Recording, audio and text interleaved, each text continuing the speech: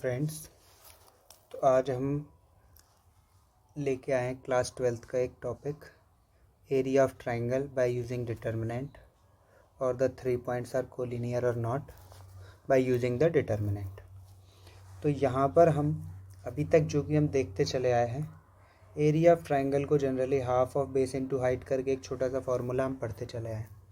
फिर उसके बाद इन क्लास 11th और इन क्लास 10th हमने क्या देखा था कि जो एरिया ऑफ ट्राइंगल है, एरिया ऑफ ट्राइंगल जो होता था, अगर उसके 3 coordinates x1 y1 x2 y2 और x3 y3 अगर दे के रखे होते थे, तो वहाँ पे हम जो एरिया ऑफ ट्राइंगल कैलकुलेट करते थे, mode of half of x1 into y2 minus y1 plus x2 into y2 minus y3 plus x3 into y1 minus y2 और मोड कंप्लीट, इस तरीके से कैलकुलेट करते थे। तो ये जो चीज़ निकल के आती थी एक्चुअल में अपने 12th क्लास के डिटर्मिनेंट वाले चैप्टर से होके ही आई है।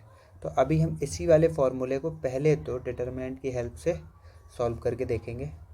तो जैसे कि यहाँ पे हम मानते हैं let 3 coordinates of a triangle are A coordinate x1 y1, B coordinate x2 y2, C coordinate x3 y3। तो इन 3 पॉइंट की हेल्प से जो भी आपका ट्राइंगल बनने वाला है उसका हमें एरिया निकालना है।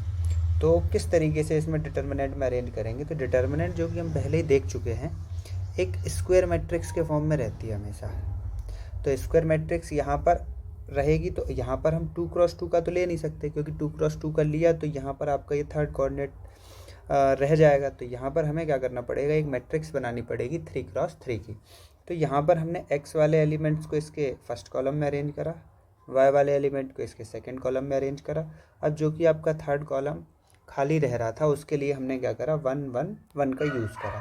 तो अब अपने पास x1 y1 1, x2 y2 1, x3 y3 1, ये करके एक 3x3 की एक डिटर्मिनेंट बनी है। हमें इस डिटर्मिनेंट की वैल्यू को कैलकुलेट करना है और जो भी निकल के आएगा उसका हमें 1/2 से मल्टीप्लाई कराना पड़ेगा। और एट लास्ट में जैसे कि हम देख चुके हैं, डिटर्मिनेंट की वैल्यू आइदर में भी पॉजिटिव और नेगेटिव कुछ भी हो सकती है। अगर ये पॉजिटिव आता है तब तो हमें कोई दिक्कत नहीं होगी, लेकिन अगर ये नेगेटिव आता है, मल्टीप्लाई 1/2 से कराने पर हमें एक नेगेटिव वैल्यू मिलेगी। और जैसा कि हम जानते हैं, नेगेटिव वैल्यू आपकी एरिया की कभी भी पॉसिबल नहीं है, इसलिए हमने क्या करा है, डिटर्मिनेंट इनटू हाफ के बाहर एक मॉडुलस फंक्शन से इसको कवर करके रखा है। तो यहाँ पे इन कोऑर्डिनेट्स और इन 1 1 1 से निकल के जो डिटर्मिनेंट आएगा उसको हमने मोड फंक्शन के अंदर रखना है, जिससे कि एरिया आपका पॉजिटिवली निकल के आए। फिलहाल हम यहाँ पर कैलकुलेट करते हैं।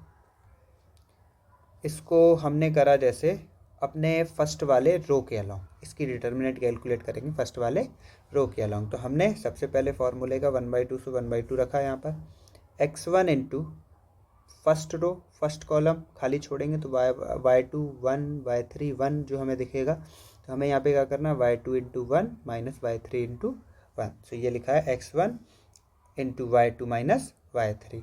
फिर y1 जो एलिमेंट है आपका फर्स्ट रो का सेकंड कॉलम वाला, फर्स्ट रो सेकंड कॉलम वाला पार्ट है, तो 1 और 2 के सम के हिसाब से आपका ये और टर्म होने वाला है। तो इसके सामने हमने y1 के लगाया है माइनस का साइन, और इस पूरे कॉलम इस पूरे रो को छोड़ेंगे तो x2 1 x3 1 जो दिख रहा है, यहाँ पर हम कैलकुलेट करेंगे x2 into 1 x2 minus x3 into 1 x3। तो अपने पास है y1 into x2 minus x3। Next आपका ये वाला 1, ये आपका फर्स्ट रो थर्ड कॉलम, सो 1 और 3 सम हो रहा है आपका इवन, तो इसके 1 के सामने हम लगाएंगे प्लस वाला मार्क। तो 1 के हिसाब से फिर इस कॉलम इस पूरे रो को छोड़ेंगे तो x2 y2 x3 y3 जो मिलेगा। तो यहाँ पर निकालेंगे x2 इंटू y3 का प्रोडक्ट ये, माइनस x3 इंटू y2 का प्रोडक्ट ये। इसके बाद इसको हम सिंप्लीफाई कराएंगे, और सिंप्लीफाई कराने के पीछे रीज़न ये है क्योंकि हमें इस फॉर्मूले के तरीके से जनरेट करना है इसको।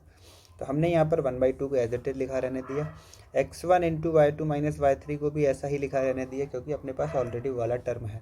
तो हमें इन दो टर्म्स को लाने के लिए इनमें चेंजेस लाने पड़ेंगे। तो हमने y1 का मल्टीप्लाई x2 से कराया, minus of y1 into x2, minus का मल्टीप्लाई माइनस से plus y1 into x3 y1 x3 plus 1 into x2 y3 आपका x2 y3 रहेगा, plus 1 into minus x3 into y2 रहेगा। इस तरीके से ये टर्म्स आपके निकल के आ रहे हैं सामने।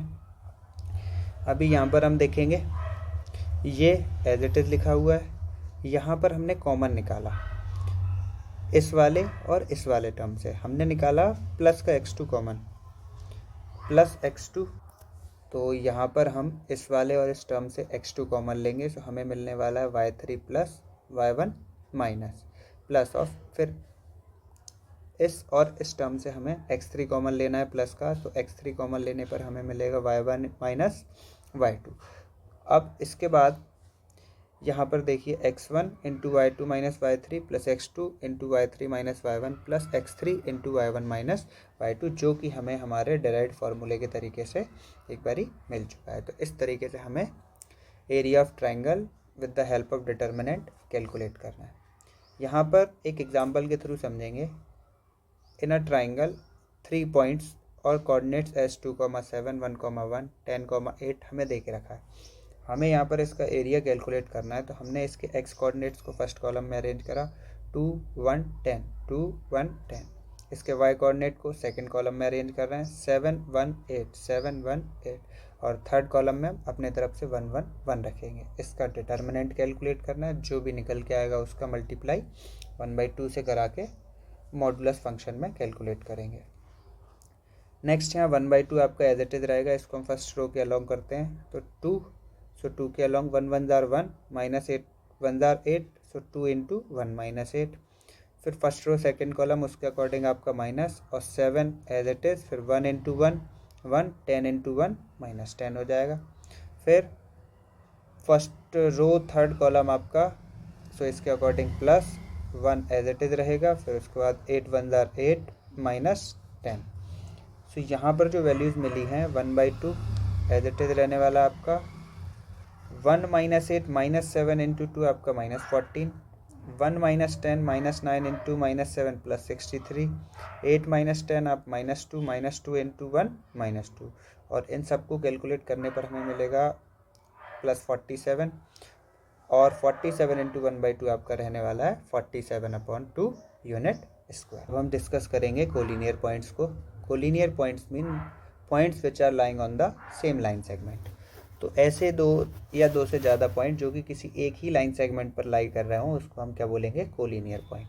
तो अगर कोई 3 पॉइंट्स या 3 से ज़्यादा पॉइंट्स आपके एक ही लाइन पे लाई कर रहे हैं, तो इन 3 पॉइंट से मिलके जो बनने वाला एरिया रहेगा उसकी वैल्यू होगी 0। तो अगर हमें जैसे एक एग्जांपल के थ्रू समझते हैं, एक ए कोऑर्डिनेट है आपका a, b plus C, B coordinate है b, c plus A, C point है c, a प्लस बी। तो अगर इनको हमें कोलिनियर प्रूव कराना है, तो इन 3 पॉइंट्स की हेल्प से जो डिटर्मिनेंट बनेगी, अगर उसकी वैल्यू 0 आती है तो वो आपके कोलिनियर होंगे, अदरवाइज वो कोलिनियर नहीं होंगे। तो यहाँ पर हमने ए बी सी को फर्स्ट कॉलम में, बी प्लस सी प्लस ए प्लस बी को सेकंड कॉलम में, और डिटर्मिनेंट बनाने के लिए इसको थर्ड कॉलम में 1 1 1 अरेंज करा देंगे। इसके बाद इसका डिटर्मिनेंट कैलकुलेट करते हैं, A into A plus C minus A plus B minus of B plus C into B minus C plus of 1 into B into A plus B minus of C into C plus A. इस तरीके से इन बाकी के parts को calculate करेंगे, तब हमें कुछ इस तरीके से ये पॉइंट्स दिखाई देंगे, A C minus A B minus of B square plus B C minus C B plus C square plus B A plus B square minus C square minus A C. एक बार आप इनको calculate करोगे तरीके से, तो आपको ये सारे के सारे टर्म्स दिखाई देंगे। बाद में यहाँ पर इस ए सी से प्लस ए सी से हम माइनस ए सी को कैंसिल आउट कराएंगे, माइनस ए बी से प्लस ए बी को कैंसिल आउट कराएंगे, माइनस बी स्क्वायर थे प्लस बी स्क्वायर को कैंसिल आउट कराएंगे, प्लस बी सी को माइनस बी सी से कैंसिल आउट कराएंगे, प्लस सी स्क्वायर को माइनस सी स्क्वायर से कैंसिल आउट कराएंगे। तो एट लास्ट जो डिटर्मिनेंट मिलने वाली हमें मिलेगी 0। तो अगर किन्हीं 3 पॉइंट से 3 कोऑर्डिनेट से बनाई गई जो डिटर्मिनेंट है आपकी, उसकी वैल्यू अगर आपकी 0 आती है, तो all those 3 points will be the collinear. Same इसी तरीके की वीडियोस को पाने के लिए आप कमेंट सेक्शन में जाके कमेंट कर सकते हैं, अपनी डिमांड के अकॉर्डिंग हम आपका वीडियो बना के दे सकते हैं।